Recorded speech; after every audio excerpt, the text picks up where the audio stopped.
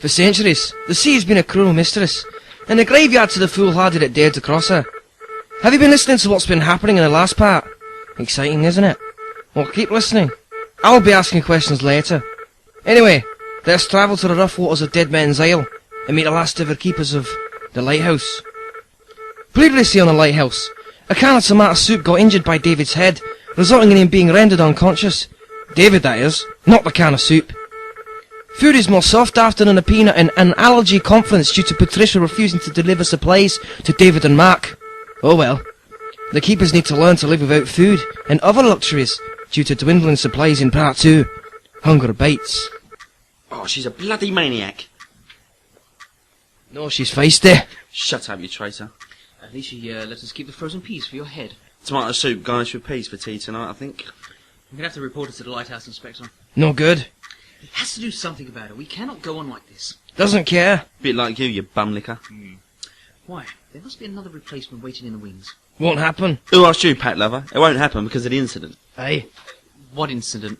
Nothing major. The last boat captain was trying to squash my shag talent. Is that a new TV reality show? If it was, I'd go on it. How can I put this simply? A disagreement over a piece of skirt led to him drifting in his ferry boat into the open sea, with no diesel or radio contact to the outside world for a few days. How many days? Not many. 28. Shut it, Judas. He was alright, though. He had our food on board, so he didn't starve to death. No water, though. He couldn't have been that thirsty. He hadn't even touched his own urine, or so he said. Drinking urine? That is disgusting. No, acquired taste. So why did Patricia become our supply keeper? Patricia was the only one to apply for the vacant post. Once she met me, she was hooked. You really think she fancies you? You were always at the end of her vitriol. The violence is due to the fact that she's trying to deny her true feelings for me. Remember the time I gave her a playful slap on the bum? What one? Last week, scab. Yes. Is that when she tied you up and then used your backside as a foot mitten? I don't remember that bit.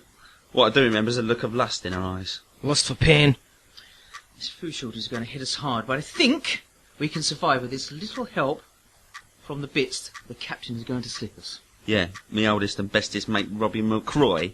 I am? Of course you are. We're a team. We're all in this together, pal. How much, mateys? How much for what? For my food. You're going to charge us for our food? I'm taking a risk. No, you're taking a piss. We do not need him. If we ration our food, we can survive for weeks. Yeah, you watch us, old timer. You won't last 5 minutes without me cooking for you. We'll get through this. I'm stuffed. Official. No, you are a pig. Official. I was hungry. It has only been a day since Patricia announced that she was not going to deliver food to us. And what have you done? A service. A service to gluttony, more like. You have eaten the whole contents of the fridge. They were going off. Not for another 2 weeks. Why did I tell you about conserving food for the duration? We have eaten all of the provisions in a space of an hour. I thought that if I ate it, I wouldn't be hungry for a couple of days. You do not store things. You are not an animal. You obviously haven't heard my bedroom technique. Nor do I want to. What I meant is that you do not store large items in your cheeks or pouch. You've been listening to dodgy rumours. There'd be monsters in my pouch. How can you think about sex when we are starving? We must be able to talk to Patricia around and get her to deliver the supplies. Here's a traitor now.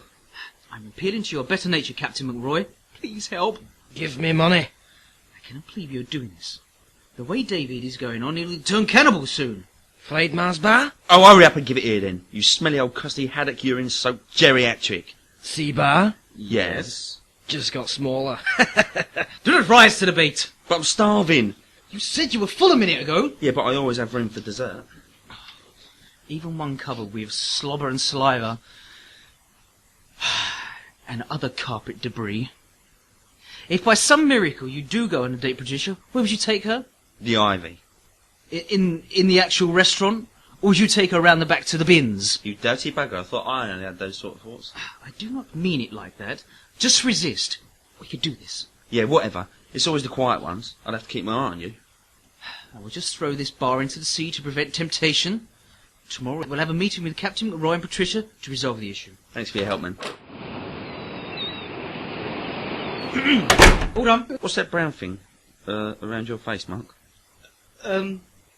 Those damn seagulls got me again. Thank you for coming. I have called this meeting to resolve the supply dispute.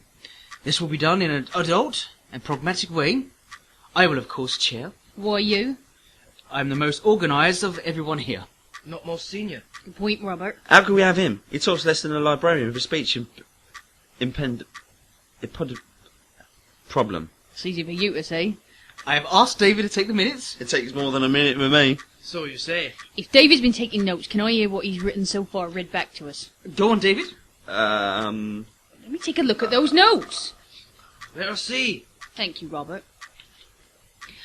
Ah, your mind's always on the job, eh? Mm-hmm. That sketch has nothing to do with this meeting, and what you depict will never happen. Not that bendy. Let's just get on with this without the need for anyone to have a little role. Yeah, fair enough. The way I see it, that this problem is down to supply and demand. Yeah, I supply it and you demand it. I will not have David dictating to me about the stock. This is a fully functional lighthouse. Well, maybe not fully. Definitely not functional. Alright, but it's just a lighthouse, not the bloody Ritz. Good food makes people happy. Besides, one other thing in my experience. Yeah, whiskey. As I said, it's not just the food side of this that roils me. It's all the other sexist things he does. He doesn't even notice he's doing it. Isn't that right, David? David? David? David Nation! Yes, miss. Sorry. What were you just saying? Put your tongue away. You look like a drooling pervert. There's no rule. You shouldn't wear that low-cut blouse in. There's no use discussing this anymore. The issue is dead. Deader than that stuffed conga reel in Flotsam and Jetsam's window.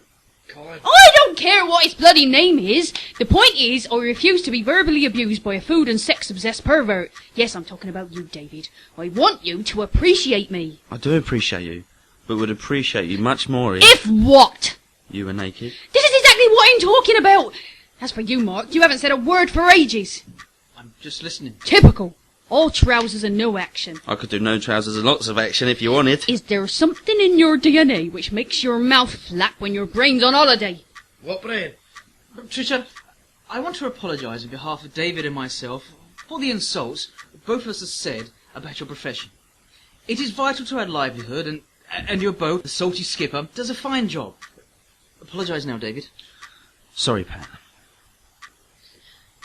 Thanks, guys. Your apology has been accepted. I know it takes big men to back down.